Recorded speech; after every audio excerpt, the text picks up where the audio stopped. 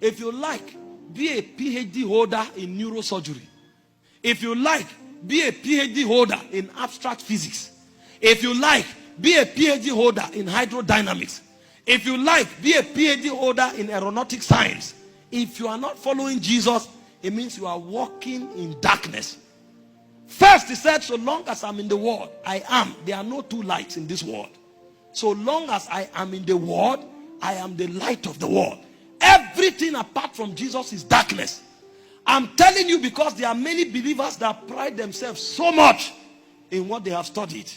You have not introduced them until you add professor of pneumatology. If you don't add that title, they will not speak with you for 6 months because you didn't honor them. They are not well introduced until you say Apostle Dr. ABC. Then they will stand up and act in humility.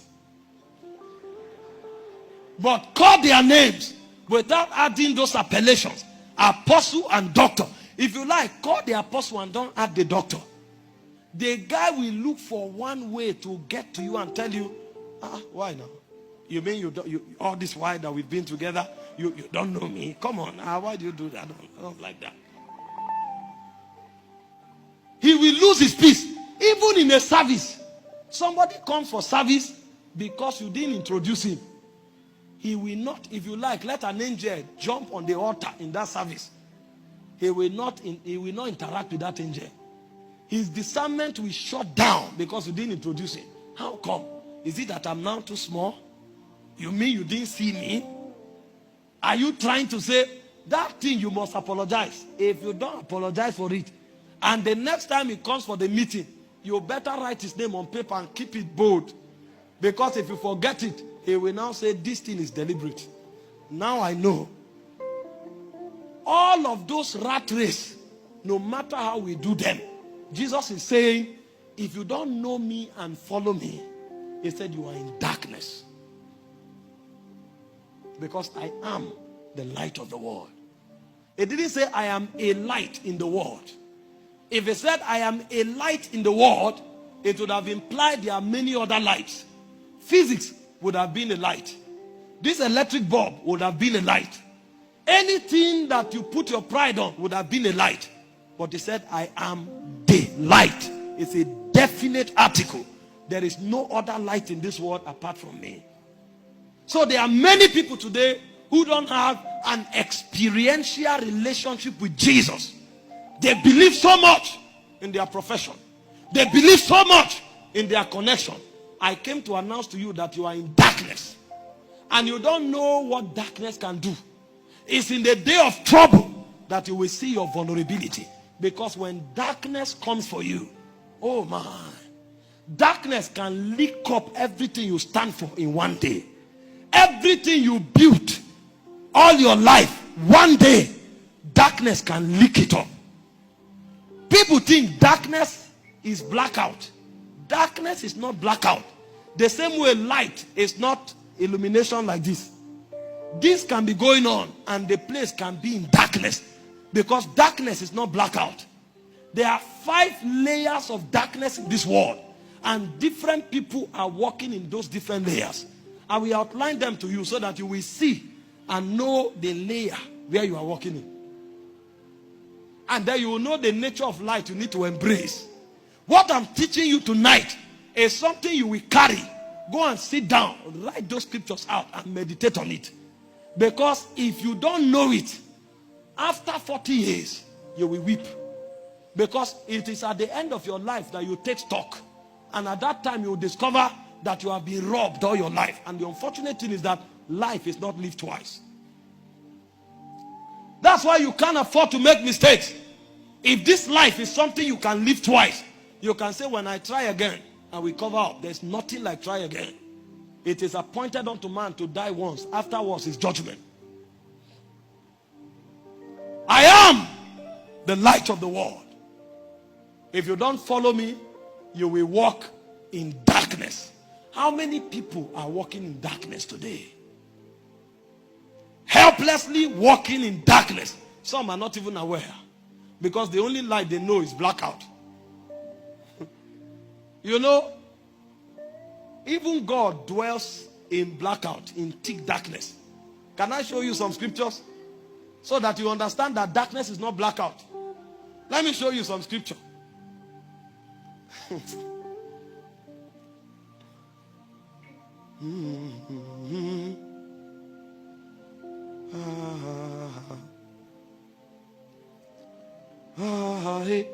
Exodus chapter 20 verse 21. It said, and Moses stepped into the deep darkness where God was. This kind of darkness is blackout. That's why I told you the darkness we are dealing with is not light out. It's not blackout. Because even God hides himself inside thick darkness. So when we off these bulbs, that's not what we are talking about. We are talking about something more vicious, something more treacherous than just blackout. In 2 Samuel chapter 22 verse 12, it said the clouds and darkness, they surround God. Clouds and darkness. So blackout is not what we are talking about. Because even in the realm of God, there is so much blackout. He hides himself there.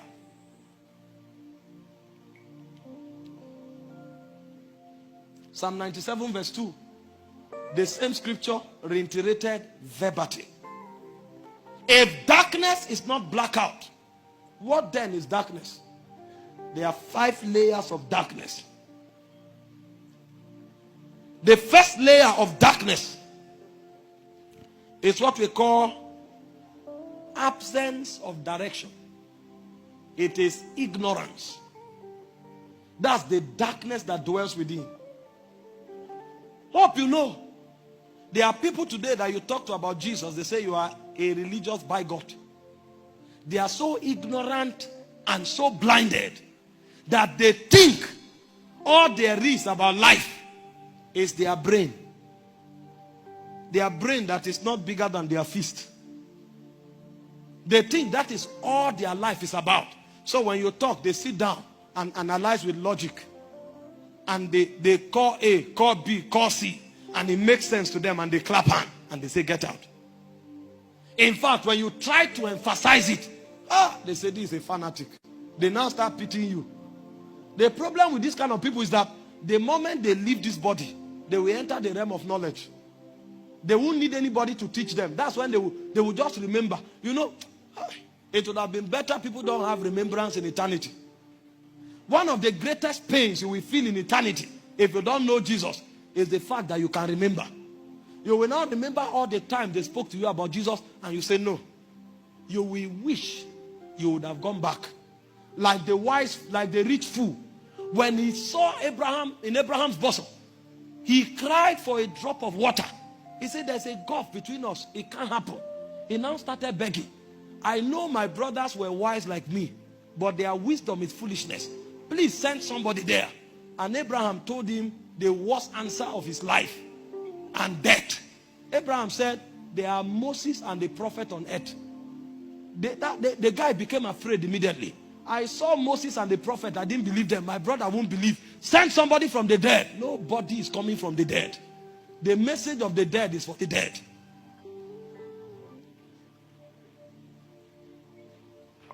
You meet some people, they carry textbooks like this. And they hold the textbook as if the textbook is God. Those days when we were in the university, engineering students, they are not reading. They have this textbook they call Taraja. Written by some Indian authors. When you are in the class reading, around 1, that's when they come. They are coming to sleep. But they want you to know that this kind of textbook, we read it when weak people leave the class.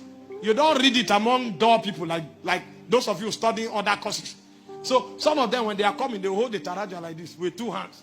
Some will even put the Taraja in leather and they will hold the leather bag. It's one book. The book is like this, as if it's the book of life.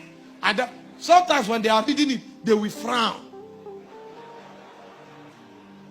When you ask them, what if you just say, who are you? They say, I'm engineer. I didn't say, what do you do? I say, who are you? Your answer shows that you are in darkness. I didn't say, what do you do? Who are you? I'm engineer. No, engineer is what you do. Who are you? Because the person has not even searched the blueprint of heaven to find out who he is. When they met John, who are you? He said, I'm the voice of the one crying in the wilderness. You are what God says you are, not what your profession named you. What your profession named you is the assignment and the platform on earth for you to deliver ordination. But when you find people who are in darkness, they pride themselves in things. The moment the faith and the trust of a man is in things, no matter how educated he is, he's in darkness. Ignorance is not the absence of Western education. Ignorance is actually the absence of truth. They don't know truth from the realms of eternity. So they define themselves by things. They define themselves by mundane titles. Is it good to study? I'm a PhD student. I'm not speaking against studying. I did my first degree. I did my master's degree. I'm still doing a PhD. It was COVID that slowed me down. I should have finished by now. So I'm not against knowledge. But I'm telling you, those things that were discovered by mundane men cannot define my essence. I know more than chemistry. I know truth. I know something that even if you take it from earth to heaven, it's still the same. The fact that you know, if you take it into another spectrum, it will change. Because it can be redefined in different contexts. But there's a truth that cannot be redefined. It's the knowledge of the holy. It's the knowledge of the I am that I am. It's the knowledge of the one who himself is light. It doesn't just illuminate light. He is the substance of light. That kind of knowledge, when a man enters into it, he has been delivered from ignorance. And anybody who doesn't have that knowledge is walking and groping in darkness. So the first kind of darkness is darkness within. The first kind of darkness is ignorance of the things that are holy. Some people are Christians, they are still in darkness. Come online today and mention offering. See the way Christians will take dagger and begin to fight you. Because they think offering is a way of church collecting money from people. That's why they give offering when they hear a strong message. But those who know that offering is a way of honoring God, when they give cheerfully and they give with fear and trembling. Because they don't need to be motivated to give. There is something in their heart that wants to honor God. So every time they come before the Lord, they cannot come empty. There are many believers today who are walking in darkness. There are most people here today that their mentors are on Facebook. They will come with Bible and read 4 and 5 verses and confuse them and turn them against pastors, turn them against preachers. They don't know that they are not just turning them against ministers of God. They are trying to make them know that God can no longer be represented by men. And after a while, if God cannot be represented by men anymore, then God will become a fairy tale in the generations to come. They don't understand that these are patterns of the demonic. And so every man of God who is doing well is a thief or is an enemy. And so they turn against preachers, turn against the ordinances of God. They don't know that they are selling off the future of their children. Because their children will come and they will see church as an alien environment. They will see men of God as demonic people. And after a while, only old men will be in church. When you talk to the youth, they won't find need anymore.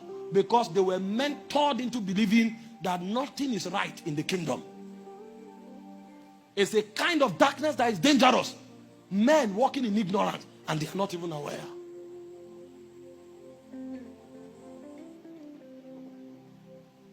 Hey.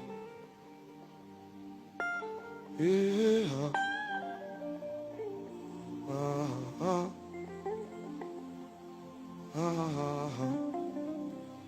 The second kind of darkness is environmental. We call it a state of gloominess, a state of formlessness, a state of voidness, and a state of destruction. In Genesis chapter 1 verse 2, it said the earth was without form. Darkness was upon the face of the deep. So when you see chaos, when you see trouble, when you see a lack of cohesion, a lack of government, and a lack of order, there is darkness. Many don't know. Many times, even in the church, you'll find